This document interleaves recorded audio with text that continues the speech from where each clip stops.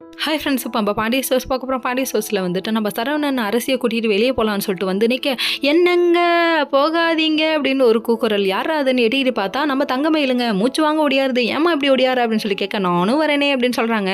அந்த பொண்ணோட ஃபீலிங்ஸை கொஞ்சம் கூட மதிக்காத நம்ம சரவணன் உதாசனப்படுத்துறாரு. அதாவது ரொம்ப தப்புப்பா, உன் தங்கச்சி மேலே பாசம் இருக்கலாம், உன் தங்கச்சி கஷ்டமாக இருக்கலாம், அது வேற விஷயம். ஆனால் உன் பொண்டாட்டி மாசமாக இருக்காங்கிறத நீ மறந்துட்டியே கோபாலு. அந்த டைமில் சின்ன சின்ன ஆசையை கூட பொண்ணுங்க எவ்வளோ ஏக்கமாக பார்ப்பாங்க தெரியுமா?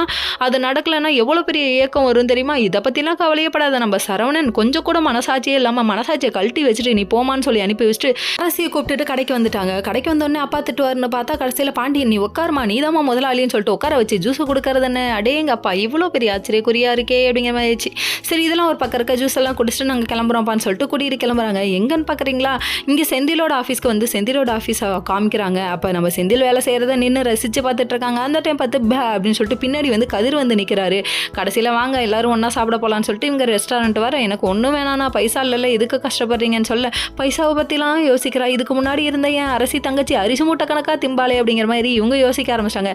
அதுக்கப்புறம் தங்கச்சிக்காக சேர்த்து இவங்களே ஆர்டர் போடுறது என்ன, பொழந்து கட்டுறது என்ன, நல்லா வருவீங்கடா. இன்னொரு பக்கம் அதுக்கப்புறம் கதிர் வீட்டுக்கு வராரு. வீட்டுக்கு வந்தோடனே பாண்டியன் ஆரம்பிக்கிறாரு. என்னதான் பண்ணுறதா உத்தியாசம் அப்படின்னு சொல்லி கேட்க, பிஸ்னஸ் ஆரம்பிக்க போகிறோன்னு சொல்லிட்டு எல்லாம் ஒன்றுமே புட்டு புட்டு பொழந்து வச்சிருச்சு நம்ம ராஜி.